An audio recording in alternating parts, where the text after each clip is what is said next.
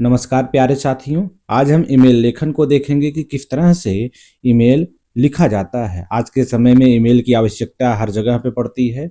Email electronic mail को कहते हैं। पहले के समय में संदेश को हम पत्र के माध्यम से भेजते थे, वह काफ़ी समय लगता था, लेकिन अब हम इलेक्ट्रॉनिक के माध्यम से मोबाइल, इंटरनेट आदि के माध्यम से भेजते हैं। यह दो प्रकार का होता है। जिस तरह से पत्र दो प्रकार का होता है, औपचारिक और अनौपचारिक, उसी तरह से ईमेल भी दो प्रकार के होते हैं। अब आगे हमें औपचारिक मेल को देखते हैं।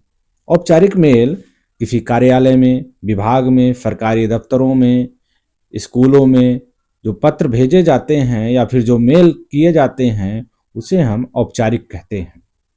अनौपचारिक ईमेल, यह किसी अपने सगे संबंधियों को, रिश्तेदार को, भाई बहन, माता पिता या फिर मित्रों को यह भेजा जाता है। पत्र में भी हम ऐसा ही करते हैं, तो ये चीज सेम टू सेम ही है। अब हम देखते हैं कि ईमेल लिखा कैसे जाता है। सबसे पहले ऊपर हम फ्रॉम लिखते हैं।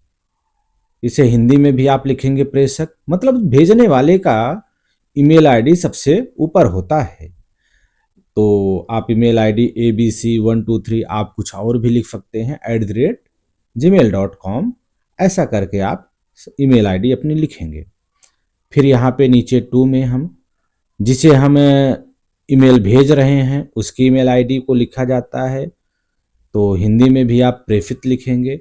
बाकी xyz123@gmail.com, इस तरह से छोटा सा हम अपनी ईमेल आईडी बना सकते हैं। इसके बाद हम सीसी क्या होता है?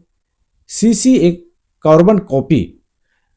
जैसे हमने टू में मेल आईडी लिखी है, इसी तरह से यहाँ पे भी दूसरे में 2 नंबर, 3 नंबर, 4 नंबर, मतलब ईमेल आईडियों को लिख सकते हैं कि जैसे एक ही संदेश को हम और ज़्यादा से ज़्यादा लोगों को अगर हम भेजना चाहते हैं तो वह सीसी में लिखते हैं, और वह मेल सभी को एक दूसरे को दिखता है कि हाँ, यह संदेश इनको भी गया है। लेकिन बीसीसी का मतलब ब्लाइंड कार्बन कॉपी। जैसे हमने 3 यहाँ किया, 7 number, 8 number, 9 number email ID को यहाँ पे ऐड कर दिया, इसका मतलब है कि बाकी को तो एक दूसरे का दिखेगा, लेकिन जो सीसी में ईमेल आईडी है वह उन्हें नहीं दिखेगा कि और यह संदेश किसको गया हुआ है।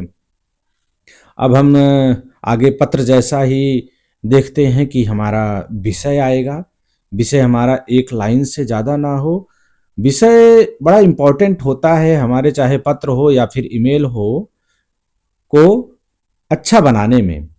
विषय के बाद महोदय, महोदय के बाद कॉमा दे करके नीचे की लाइन से सबने निवेदन है कि अपने उस समस्या को इसमें पूरा लिखेंगे, क्योंकि 80 शब्द या फिर 100 शब्दों में लिखने के लिए आता है।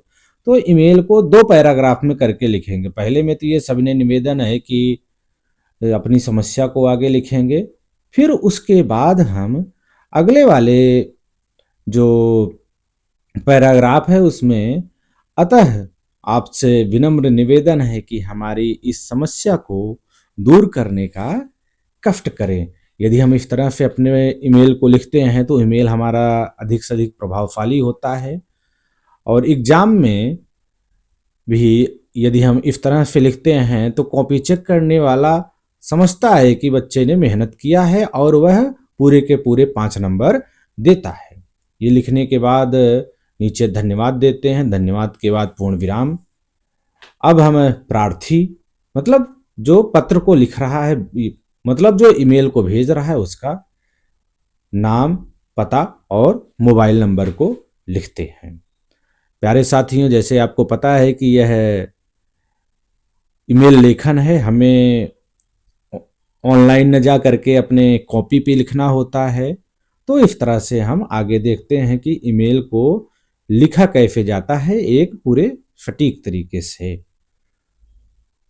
तो सबसे पहले ऊपर फ्रॉम रहेगा। आप भी अपने एग्जाम में इसी तरह से ईमेल आईडी लिखेंगे, ईमेल लेखन को लिखेंगे।